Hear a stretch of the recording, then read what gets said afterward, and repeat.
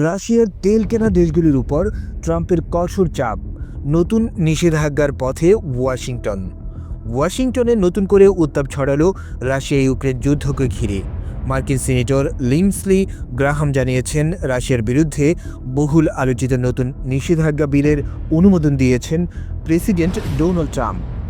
দীর্ঘ কয়েক মাস ধরে সিনেটের একাধিক সদস্যের সঙ্গে কাজ করে এই বিলটি প্রস্তুত করেন গ্রাহাম।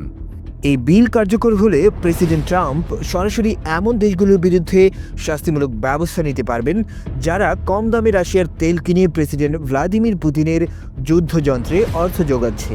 গ্রাহামের ভাষায়, সস্তা তেলের আড়ালে রাশিয়ার যুদ্ধ চালিয়ে যাওয়ার পথ বন্ধ করাই এই আইনের মূল লক্ষ্য।